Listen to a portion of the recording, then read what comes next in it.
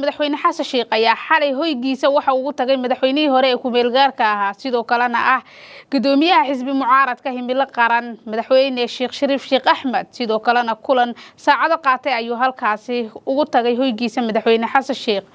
qodobada iyo ajandayaasha ay ka hadleen ayaa dhinaca kale waxa faahfaahin ka bixiyay madaxweyne Shariif sidoo kalena warqad ay soo saareen xisbiga himilo qaran ayaa lagu sheegay ajandaha uu daarnaa kulanka iyo booqashada xasan sheekh uu ku tagay sidoo kalena hoyga Sheekh Shariif uu ku booqday kulankan ayaa daarnaa iscafin shakhsiyaadkan oo wax kala tabanayay iyo sidoo kale in ay dhacdo shir weyn oo mucaaradka loogu talagalay sidoo kalena lagu lafo guro arrimaha Soomaaliya iyo doorashooyinka oo muran xoogan ka taagan yahay sidoo kale kulankan madaxweyne xasan sheekh uu la qaatay madaxweyne Shariif oo hoygiisa ugu tagay ayaa waxa la sheegay inay iclaamiyaan sidoo kale la isugu yeero madaxweynayaasha maamulada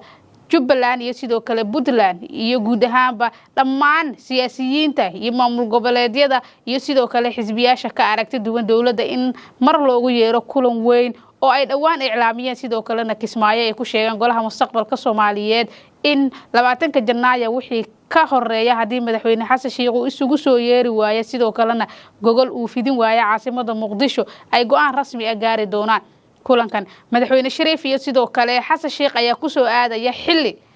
madaxweyne xasan sheekh uu ku jiro madaxweynaadkiisii ugu dambeeyay sidoo kalena muddo ka yar 5 bilood ay ugu harsan tahay iyadoo muran xoogan iyadoo walina aan la jiheynin sidoo kalena siyaasadda Soomaaliya haatan wali ay tahay mid cakiran sidoo kalena aan la isku waafaqin hanaanka doorashooyinka dalka iyo sidoo kale cidii bedeli lahayd madaxweyne xasan sheekh sida ay ku imaan lahayd oo ay muddo 5 bilood wax ka yar ugu harsan tahay xukunkiisa sidoo kalena uu qabsaday doorashooyin iyo sidoo kale hanaan doorasho uu dajistay oo wali mucaaradka iyo sidoo kale qaar ka tirsan maamul goboleedyada dalka sida Puntland iyo Jubbaland ay si cad uga hor imaaneen sidoo kalena ay qaadaceen dhammaan doorashooyinkii iyo natiijooyinkii ka soo baxay ee loo dareeray 25 bishii December ee sanadii tagtay 2025 si kastaba ay hoygan oo madaxweyne xasan sheekh ku booqday Sheekh Shariif sidoo kalena arrimaha ay ka wada hadleen ajandayaasha ka soo iscafinta iyo kala tabashada shakhsiyaadkan in la jiheeyo dalka sidoo kale siyaasadda dalka iyo midnimada la ilaaliyo xasilooni siyaasadeed la abuuro iyo in kulan weyn la isugu yeero mucaaradka oo ay ka soo qayb galaan dhammaan siyaasiyiinta iyo maamul goboleedyada ka aragti duwan dawladda federaalka Soomaaliya lama hubo in ay dhici doono kulankan hase ahaatee garowe ayaa loo ballansanaa in la tago sidoo kalena lagu soo dhiso dawlad sidoo kalena hadii ay dawladda 20 bisha Janaayo wixii ka horeeyo ay gogol fidin weyso in go'aan rasmi ay qaadan lahaayeen golaha mustaqbalka Soomaaliyeed oo dhawaan ku shaaciyay Kismaayo in 20 bisha Janaayo aynu ku jirno hadii ay dawladda la imaan weyso ajandayaal rasmi ah iyo sidoo kale jiheyn siyaasadeed oo rasmi ah oo dalkan in ay go'aan rasmi ah qaadan doonaan sidoo kalena shir weyn loo ballansanaa inuu ka dhaco magaalada Kismaayo isku soo wada duubo xaaladda siyaasadeed ee Soomaaliya oo haatan ah mid cakiran sidoo kale siyaasiyiinta oo wali aragtidoodu aad u kala fogtahay madaxweyne xasan sheekh oo ku dadaalaya in duufaanta mustaqbalka golaha ee la soo dhisay ay raafaan amaba ay mar kale dhalato xasilooni darro siyaasadeed maadaama dalka haatan ama hogaaminta dalka madaxweyne xasan sheekh ay ugu harsan tahay kaliya wax 5 bilood ka yar sidoo kalena mandatekiisa uu qaybihii ugu dambeeyay uu ku jiro walina aan la isku waafaqin doorasho rasmi ah madaxweyne xasan sheekh ayaa xalay hoygiisa waxa uu tagay madaxweynihii hore ee ku meel gaarka ahaa sidoo kalena ah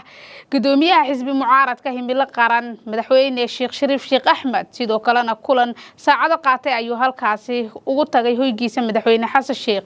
qodobada iyo ajandayaasha ay ka hadleen ayaa dhinaca kale waxa faahfaahin ka bixiyay madaxweyne Shariif sidoo kalena warqad ay soo saareen xisbiga himilo qaran ayaa lagu sheegay ajandaha uu daarnaa kulanka iyo booqashada xasan sheekh uu ku tagay sidoo kalena hoyga Sheekh Shariif uu ku booqday kulankan ayaa daarnaa iscafin shakhsiyaadkan oo wax kala tabanayay iyo sidoo kale in ay dhacdo shir weyn oo mucaaradka loogu talagalay sidoo kalena lagu lafo guro arrimaha Soomaaliya iyo doorashooyinka oo muran xoogan ka taagan yahay sidoo kale kulankan madaxweyne xasan sheekh uu la qaatay madaxweyne Shariif oo hoygiisa ugu tagay ayaa waxa la sheegay inay iclaamiyaan sidoo kale la isugu yeero madaxweynayaasha maamulada Jubbaland iyo sidoo kale Puntland iyo guud ahaanba dhammaan siyaasiyiinta iyo maamul goboleedyada iyo sidoo kale xisbiyaasha ka aragti duwan dawladda in mar loogu yeero kulan weyn oo ay dhawaan iclaamiyeen sidoo kalena Kismaayo ay ku sheegeen golaha mustaqbalka Soomaaliyeed in 20 Janaayo wixii ka horeeya hadii madaxweyne xasan sheekh uu isugu soo yeeri waayo sidoo kalena gogol uu fidin waayo caasimada Muqdisho ay go'aan rasmi ah gaari doonaan kulankan madaxweyne Shariif iyo sidoo kale Xasan Sheekh ayaa ku soo aadaya xilli madaxweyne Xasan Sheekh uu ku jiro madaxweyneedkiisii ugu dambeeyay sidoo kalena muddo ka yar 5 bilood ay ugu harsan tahay iyadoo muran xoogan iyadoo welina aan la jiheynin sidoo kalena siyaasadda Soomaaliya haatan weli ay tahay mid cakiran sidoo kalena la isku waafaqin hanaanka doorashooyinka dalka iyo sidoo kale cidii bedeli lahayd madaxweyne Xasan Sheekh sida ay ku imaan lahayd oo ay muddo 5 bilood wax ka yar ugu harsan tahay xukunkiisa sidoo kalena uu qabsaday doorashooyin iyo sidoo kale hanaan doorasho uu dajistay oo weli mucaaradka iyo sidoo kale qaar ka tirsan maamul goboleedyada dalka sida Puntland iyo Jubbaland ay si cad uga hor imaaneen sidoo kalena ay qaadaceen dhammaan doorashooyinkii natiijooyinkii ka soo baxay ee loo dareeray 25 bishii December ee sanadii tagtay 2025 si kastaba ay hoygan oo madaxweyne Xasan Sheekh ku booqday Sheekh Shariif sidoo kalena arrimaha ay ka wada hadleen ajendayaasha ka soo iscafinta kala tabashada shakhsiyaadkan in la jiheeyo dalka sidoo kale siyaasadda dalka iyo midnimada la ilaaliyo xasilooni siyaasadeedna la abuuro iyo in kulan weyn la isugu yeero mucaaradka oo ay ka soo qayb galaan dhammaan siyaasiyiinta iyo maamul goboleedyada ka aragti duwan dowladda federaalka Soomaaliya lama hubo in ay dhici doono kulankan hase ahaatee Garowe ayaa loo ballansanaa in la tago sidoo kalena lagu soo dhiso dowlad sidoo kalena hadii ay dowladda 20 bisha Janaayo wixii ka horeeyo ay gogol fidin weyso in go'aan rasmi ay qaadan lahaayeen golaha mustaqbalka Soomaaliyeed oo dhawaan kisma ku shaaciyay kismaayo in 20 bisha Janaayo aynu ku jirno hadii ay dowladda la imaan weyso ajendayaal rasmi ah iyo sidoo kale jiheyn siyaasadeed oo rasmi ah oo dalkan